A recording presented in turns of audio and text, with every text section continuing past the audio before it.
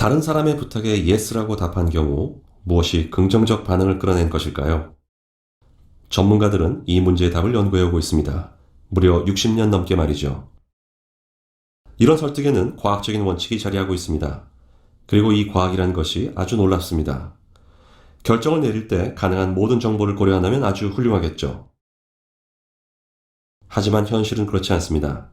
엄청난 정보 속에서 결정을 도와줄 지름길과 경험의 법칙이 그 어느 때보다도 필요해졌습니다. 설득의 심리학 저자 로버트 치알디니 박사는 연구를 통해 여러분을 도와줄 6가지 지름길을 밝혀냈습니다. 보편적으로 적용 가능한 이 방법들이 여러분의 의사결정을 도와줄 것입니다.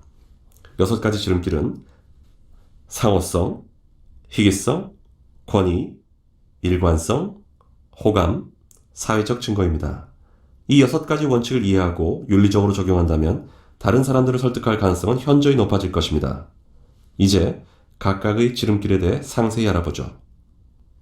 어디를 가든 누굴 만나든 보편적으로 적용할 수 있는 첫 번째 지름길은 상호성입니다. 누군가로부터 호의, 즉 선물이나 서비스를 제공받았다면 그것을 다시 돌려줘야 하는 의무감을 느낀다는 것입니다. 친구의 파티에 초대를 받았다면 여러분이 파티를 열 때 그 친구를 초대해야 할 의무를 느끼게 되는 것이죠. 마찬가지로 동료가 호의를 베풀었다면 여러분은 동료에게 호의 한 건을 빚지게 되는 겁니다. 사회적 의무라는 맥락에서 보면 자신이 빚진 사람에게 yes라고 답할 가능성이 커지게 됩니다. 이 상호성의 원칙은 레스토랑 연구에서도 잘 나타나는데요. 레스토랑에 갔을 때 웨이터가 작은 선물을 줄 때가 있을 겁니다.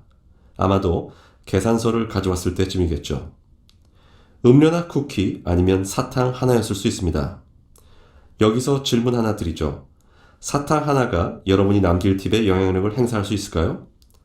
설마 라고 생각할지 모르지만 바로 그 사탕 하나가 아주 놀랄 만한 차이를 가져옵니다.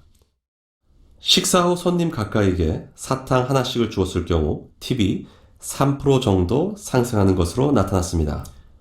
재미난 것은 선물이 2배가 되면, 즉 사탕을 2배씩 준다고 해서 팁이 2배로 뛰지 않았다는 것입니다. 무려 4배 이상 14%나 올라갔습니다. 더 재미있는 사실이 있습니다. 웨이터가 처음에는 사탕을 하나씩 주고 테이블을 떠나다가 갑자기 멈춥니다. 다시 테이블로 돌아와서는 정말 좋은 분들이신 것 같은데 제가 특별히 사탕 하나 더 드리고 싶습니다. 하고 말합니다. 이때 팁은 놀라지 마십시오. 23%까지 올라갑니다. 여기서 주목할 점은 무엇을 주느냐가 아니라 어떻게 주느냐라는 것입니다. 상호성 원칙의 핵심은 먼저 주라는 것입니다. 이때 개인의 취향을 맞추고 예상치 못한 것을 주는 것이 중요합니다. 두 번째 보편적인 설득의 원칙은 희귀성입니다. 쉽게 말해 사람들은 갖기 힘든 것을 더 갖고 싶어 한다는 것이죠. 2003년 브리티시 항공사는 런던 뉴욕 간 콩코드 여객기 운항을 중단하겠다고 밝혔습니다. 돈이 안 되기 때문이었습니다. 그런데 바로 그 다음날 이 콩코드 노선 매출이 폭발적으로 증가하였습니다.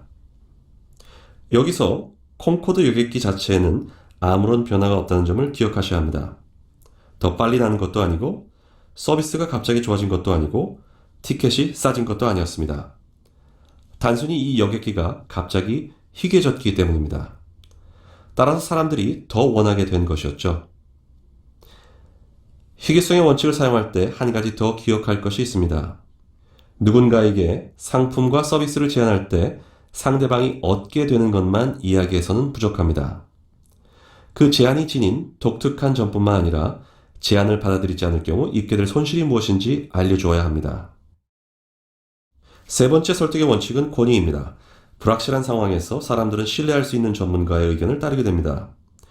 환자들이 물리치료사가 권장하는 운동을 더 잘 따르게 하려면 어떤 방법이 있을까요? 치료실에 자격증이나 면허증을 걸어놓으면 더 효과적이죠. 기계 대신 관리인이 직접 주차 요금을 받을 때 평상복을 입은 사람이 요청할 때보다 제복을 입은 사람이 요청할 때 더 선선히 지불하는 것도 바로 이런 원칙 때문입니다. 여기서 중요한 것은 설득을 시도하기 전에 여러분이 신뢰할 만한 전문가라는 신호를 보내라는 것입니다. 물론 여기에도 문제는 있을 수 있습니다. 즉 자신이 얼마나 똑똑한 사람인지 잠재 고객들에게 스스로 떠들고 다닐 수는 없다는 것이죠. 이럴 때는 자신의 똑똑함을 대신 알려줄 제3자를 만들면 됩니다. 과학적 연구 결과에 따르면 소개하는 사람이 여러분을 잘 알지 못하고 긍정적 소개를 해줘서 득을 보는 경우에도 건의의 원칙은 작동합니다. 한 부동산 중개업체는 약간의 변화를 통해 부동산 감정 건수뿐 아니라 계약 건수도 늘릴 수 있었는데요. 비법은 바로 고객 문의에 대한 리셉션의 응대 방식이었습니다. 즉, 리셉션에서 직원들의 전문성에 대해 먼저 언급하고 나서 담당 직원에게 전화를 연결했던 것입니다. 예를 들어 고객이 임대건으로 문의를 하면 샌드라 씨가 임대 분야 경력이 15년 넘으니 잘 도와줄 것입니다. 연결해 드릴게요. 라고 합니다. 또 부동산 매매건으로 문의하면 세일스 팀장 피터와 말씀 나눠보시죠. 20년 넘게 매매를 담당했거든요. 전화 돌려드리겠습니다. 라고 응대하는 식이죠. 이렇게 전문성을 언급하는 응대 방식으로 고객 면담 건수는 20% 상승했고 계약 건수도 15%나 증가했습니다. 이 정도면 설득의 과학을 활용한 작은 변화치고는 결과가 나쁘지 않죠? 더군다나 이러한 변화는 윤리적이고 비용도 전혀 들지 않습니다.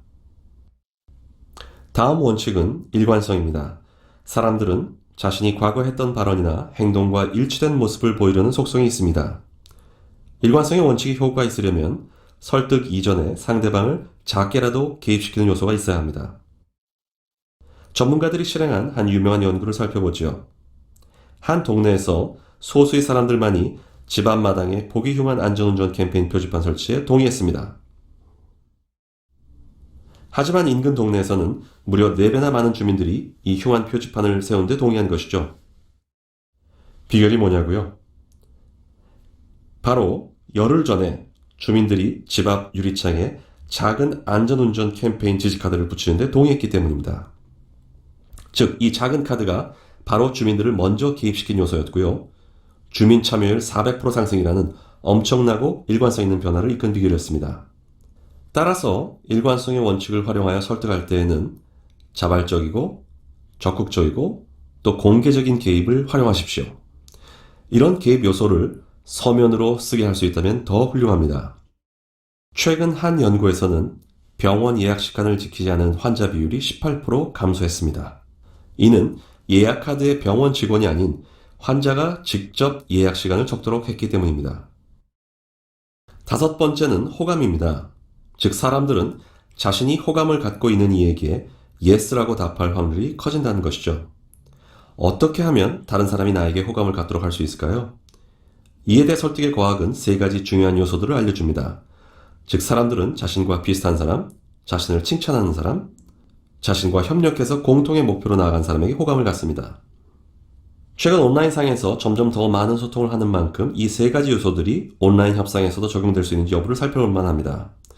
2그룹의 MBA 학생들을 대상으로 협상에 대한 연구를 진행했습니다.